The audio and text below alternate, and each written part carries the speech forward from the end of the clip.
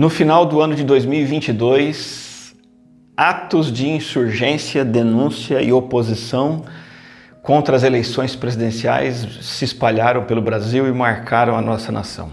Apoiadores do então presidente Bolsonaro se organizaram, se manifestaram, ocuparam quartéis e vários lugares, mas foi tudo em vão.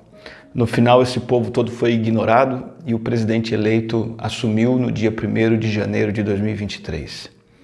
Não estou aqui para opinar sobre a legitimidade, a autenticidade disso tudo, mas só para reforçar que assim como toda essa rebelião, toda essa manifestação foi inútil, existe uma rebelião ainda mais inútil e vã. E o Salmo 2 fala sobre ela. É em vão nós nos opormos a Deus. Salmo 2, versículo 1 diz: Por que se amotinam as nações e os povos tramam em vão? Os reis da terra tomam posição e os governantes conspiram unidos contra o Senhor e contra o seu ungido e dizem: Façamos em pedaços as suas correntes, lancemos de nós as suas algemas. Do seu trono nos céus, o Senhor põe-se a rir e caçoa deles. Como você pode perceber, o tema desse salmo é revolta, rebelião contra Deus. Não em termos individuais, como o Salmo 1 fala sobre se opor a Deus individualmente, mas em termos globais. O salmo fala sobre nações, povos, reis e governantes se opondo a Deus. Esse salmo se desenvolve da seguinte maneira: ele ilumina progressivamente esse foco da insurreição, da rebelião da humanidade contra Deus em 3 cenas que são nítidas e relacionadas. Os versículos 1 a 3, como eu li aqui, falam da rebelião humana. Os versículos 4 a 9 vão falar da reação divina. E os versículos 10 a 12 vão falar então da responsabilidade que nós temos diante disso. Na primeira cena, na rebelião humana, como nós já lemos aqui, o salmista nos apresenta essa agitação, esse alvoroço, esse conflito, esse motim contra o rei do universo. O versículo 1 fala sobre amotinar-se contra Deus, algumas traduções falam sobre enfurecer-se contra Deus. Independentemente do termo, a ideia mesma é de opor-se a Deus e sua palavra. O mesmo versículo fala que os povos tramam em vão, ou seja, é a grande ironia da depravação humana. Você e eu querendo inventar caminhos, querendo escolher valores e conspirar e planejar contra aquilo que Deus estabeleceu, e isso nada mais é do que vazio, em vão, é perda de tempo com coisas que não vão levar a lugar nenhum. Uma pessoa pode escolher o estilo de vida que ela quiser para ser mais feliz, mas ela vai acabar quebrando a cara uma hora ou outra.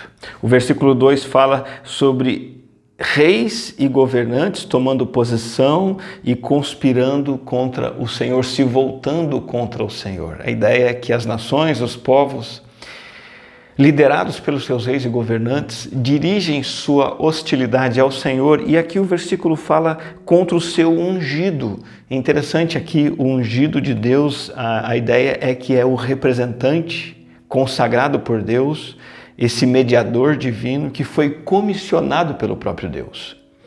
No contexto histórico do Salmo, esse mediador é o próprio rei Davi, mas num sentido amplo, esse ungido é o filho de Davi, o Messias, Jesus Cristo, o mediador de Deus entre os homens. Ele é quem manifesta a vontade, a palavra, a direção de Deus para a nossa vida. O versículo 3 fala que a tendência do ser humano é olhar a autoridade, o governo de Deus, como um jugo ruim, um peso, um fardo, uma corrente. A Bíblia diz que os mandamentos de Deus, as regras, os princípios de Deus são laços de amor. São laços não de corrente, mas são laços que nos prendem com amor para o nosso bem-estar, para a nossa comunhão com Deus. Entretanto, o ser humano não vê assim. Ele vê como correntes que precisam ser quebradas. O ser humano quer se livrar de Deus. O ser humano quer se livrar da autoridade de Deus e quer ser dono do próprio nariz. O Salmo continua dizendo o seguinte: como que Deus reage a isso? Qual é a reação divina? O versículo 4 fala que ele ri do seu trono, ele ri e caçoa deles. Veja, o riso divino aqui não é sadismo, não é um Deus todo-poderoso, sádico, dando risada da desgraça humana. Não, esse riso simboliza o desprezo que Deus tem pela pretensão do homem, pelo orgulho humano. Deus não se aflige, ele continua no seu trono, lá nos céus, está escrito aqui. Ele não se intimida pela revolta humana, ao contrário, ele abomina, ele despreza esse tipo de coisa. Isso em nada muda quem ele é soberano, ele continua sendo o mesmo, o ser humano que se torna um trem desgovernado, prestes a se descarrilhar. Deus continua sendo Deus. Versículo 5 diz, em sua ira os repreende, em seu furor os aterroriza, dizendo, eu mesmo estabeleci o meu rei em Sião, no meu santo monte. Veja, um Deus totalmente santo, que está no trono celestial, não poderia ter outra reação. Ele se ira contra aqueles que se voltam contra ele e ele os repreende. E aí ele diz assim, eu estabeleci o meu rei em Sião, no meu santo monte. E essa é a resposta de Deus para esse desafio vão, essa revolta inútil.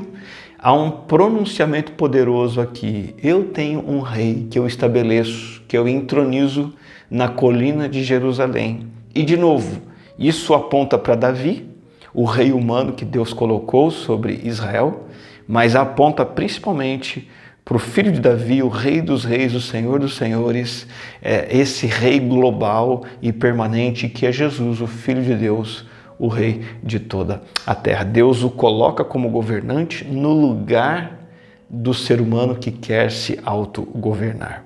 Esse mediador empossado por Deus, no versículo 7, diz assim, proclamarei o decreto do Senhor. Ele me disse, tu és o meu filho, eu hoje te gerei.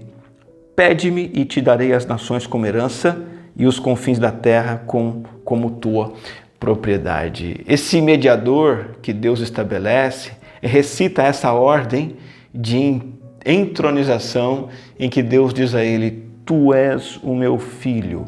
E aqui nós temos a base para o rei davídico sendo chamado filho de Deus, mas também falando do Messias que tem uma relação pai e filho dentro da Trindade, um relacionamento decretado na eternidade passada, e esse relacionamento que existe desde sempre foi manifestado quando Jesus se fez carne, ele materializou sua filiação divina.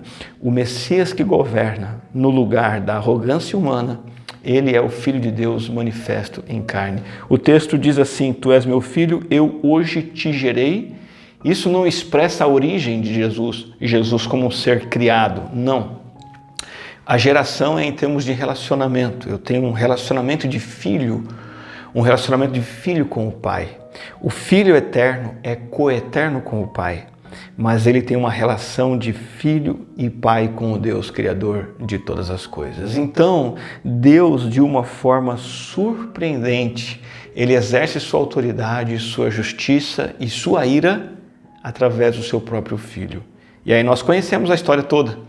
Jesus vai receber sobre si toda a ira de Deus. Jesus vai manifestar em si mesmo o castigo de Deus contra o pecado. Ele vai ser castigado e punido em nosso lugar. Ele veio como um bebê de classe baixa, viveu como um homem pobre, morreu como um criminoso em nosso lugar para nos salvar. E este é o rei que veio governar.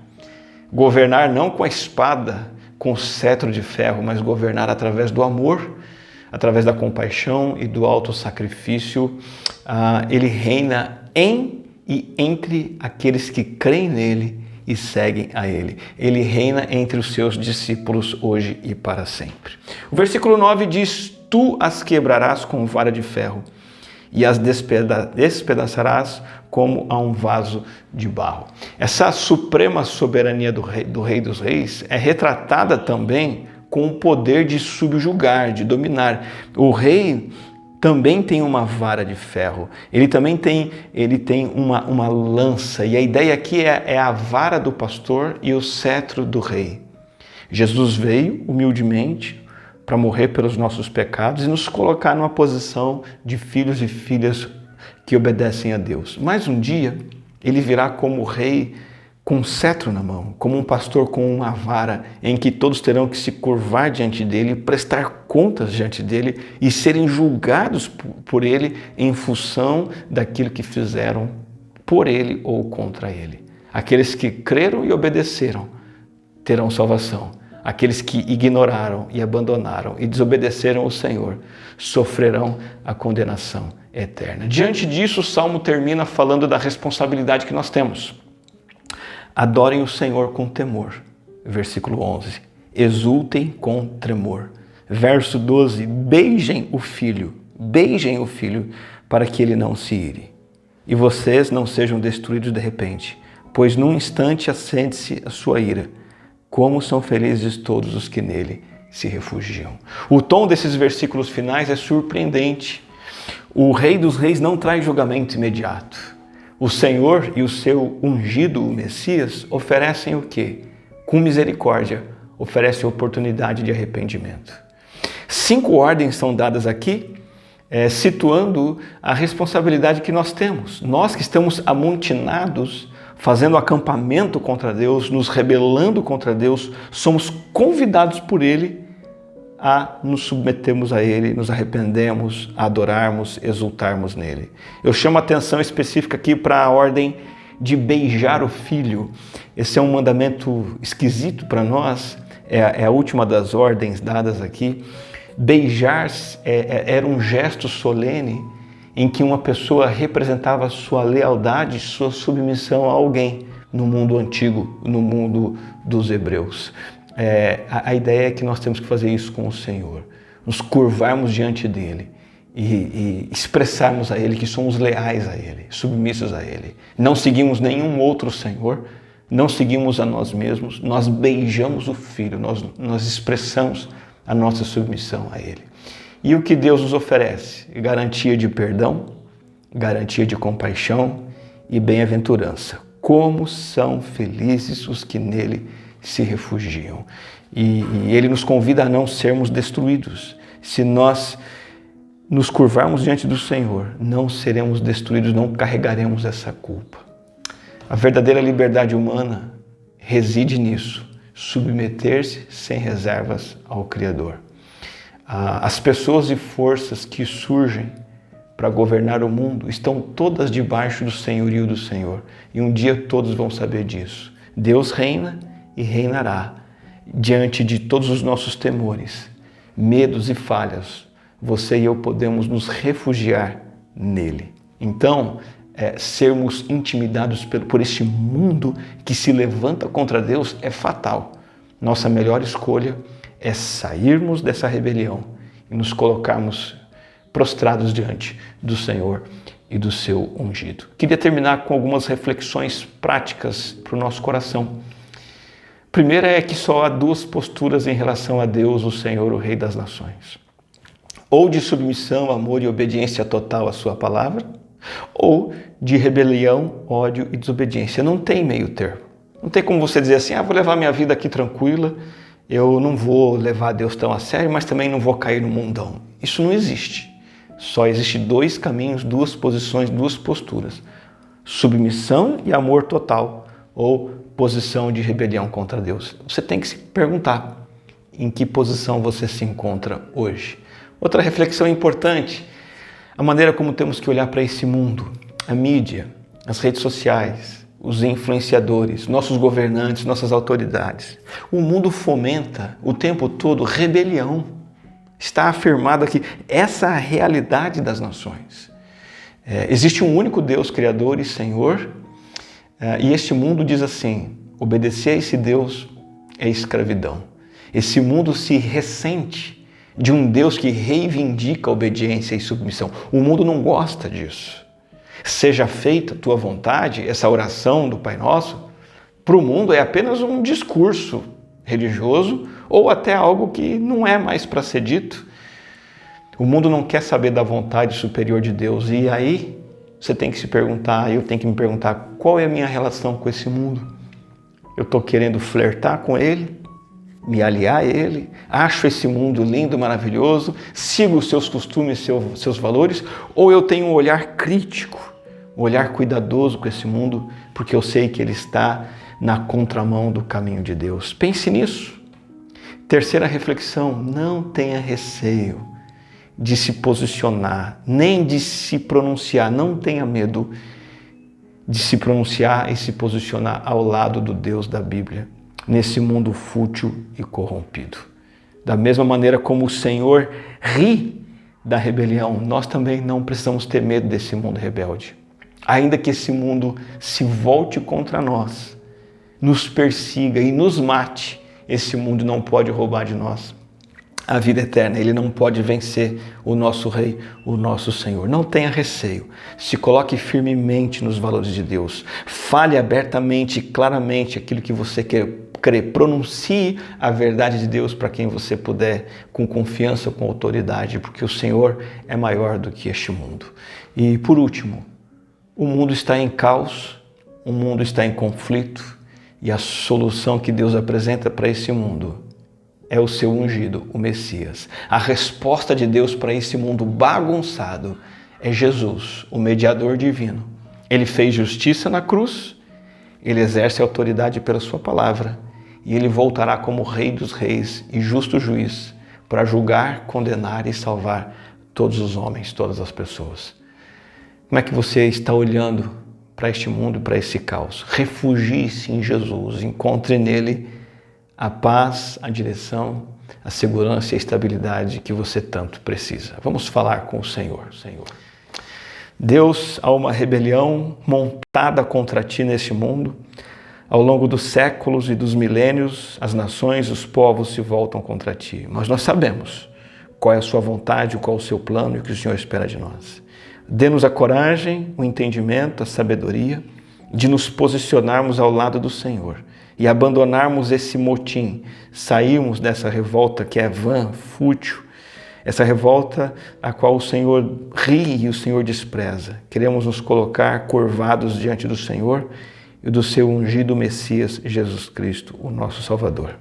Nós oramos em nome dele. Amém.